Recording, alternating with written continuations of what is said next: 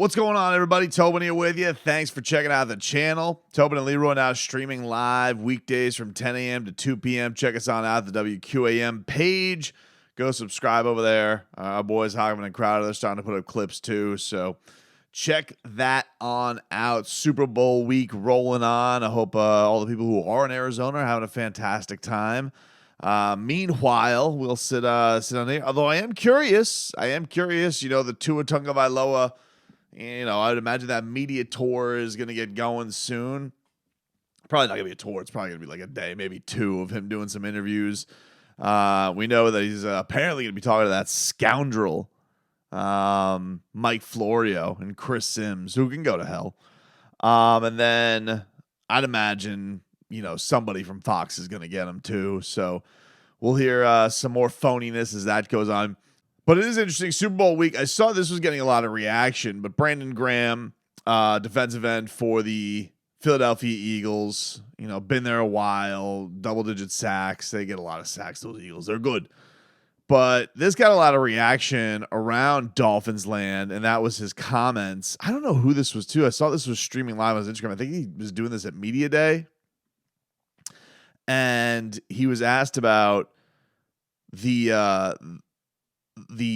joint practice, very random, that the Dolphins were having with the Eagles. Remember, I was boots on the ground for that. I remember being, it was right before I moved from a morning drive to 10 to 2 slots. So I was still going to some training camps. I would go there after the morning show. And it was interesting being at those joint practices because of a couple of things. One, there was a kerfuffle.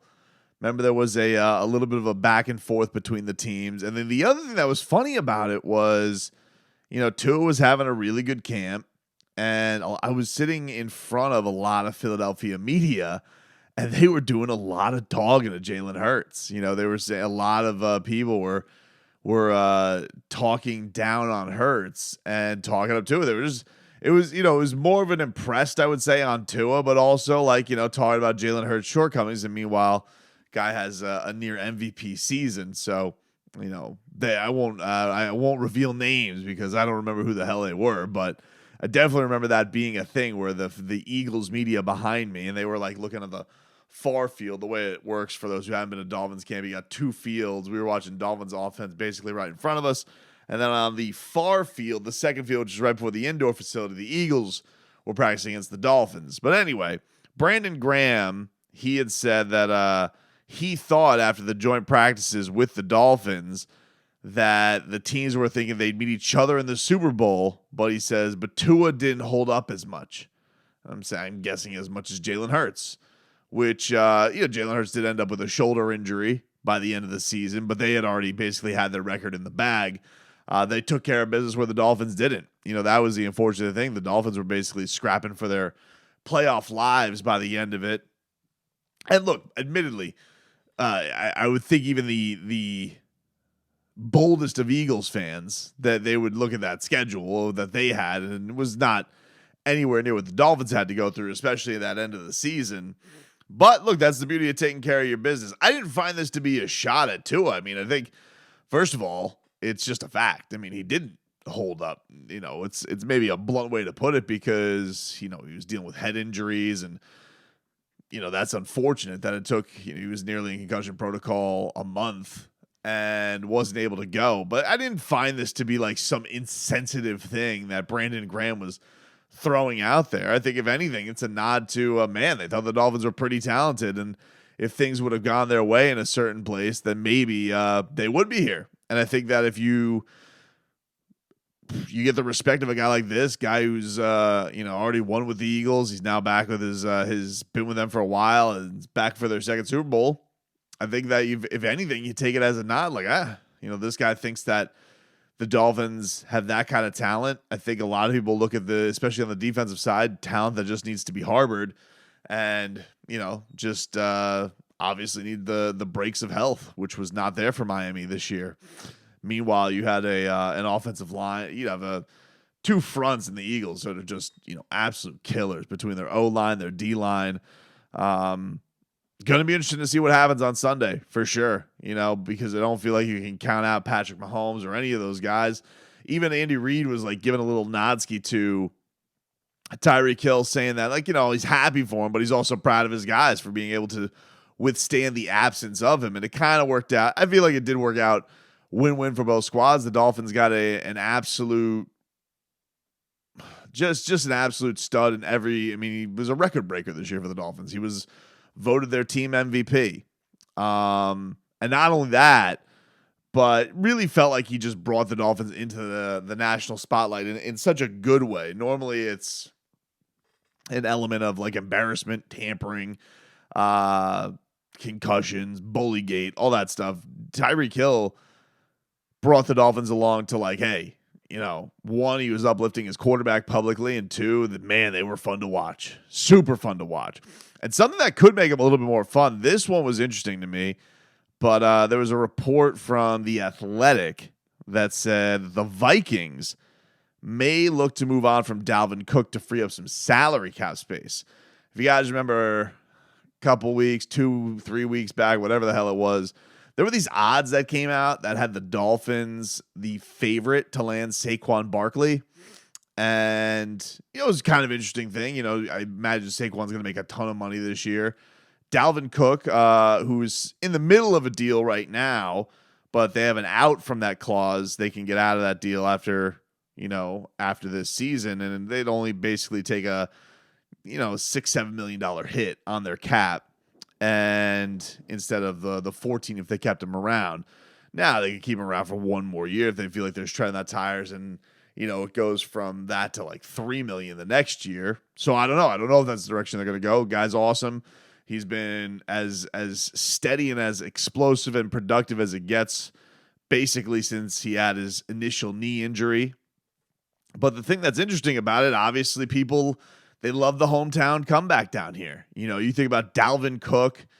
First of all, the dude owns Hard Rock Stadium. Did it as a Seminole, did it as a Viking. He owns that building. And the idea that the former Miami Central star coming back to, the house that he basically owns as it is, a lot of people like that even maybe more than a Saquon Barkley coming, just because of the hometown element to it. We know that that's definitely a popular thing, whether it's Bridgewater, if it's, the Lamar Jackson fans out there that want to see him come back to the Dolphins.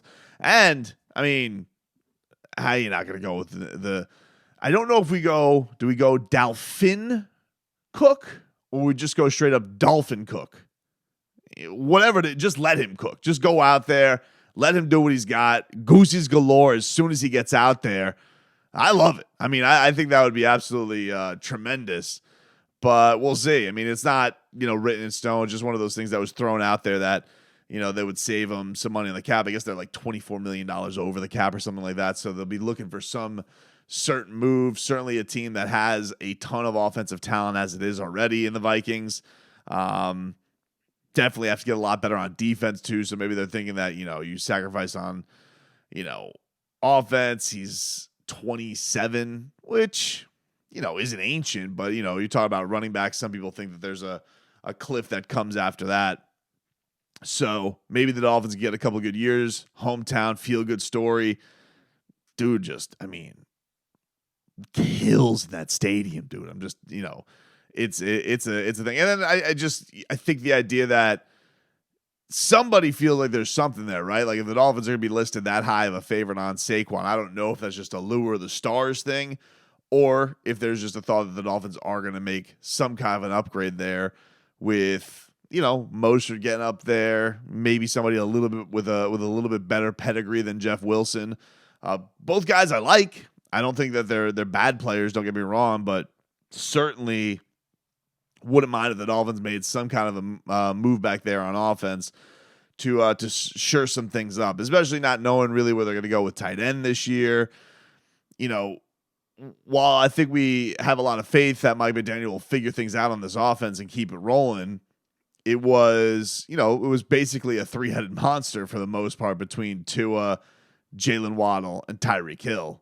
And everybody else you just figured it out as it went. There'd be certain games where, Craycraft or Trent Sherfield came up with some big plays. And, most of the games Tua didn't play. Those were the games Gesicki had success. And then the running game was kind of spotty for the most part. So I like that, man. I mean, I gotta tell you, the Saquon thing definitely took me by surprise, but the Dalvin Cook, if that news does happen,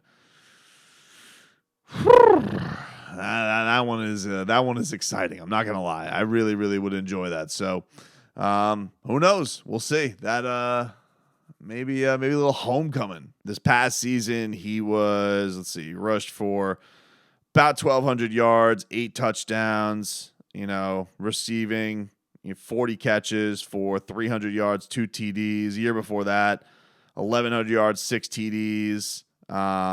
Year before that was like a monster season. It had like 1,900 total yards, basically.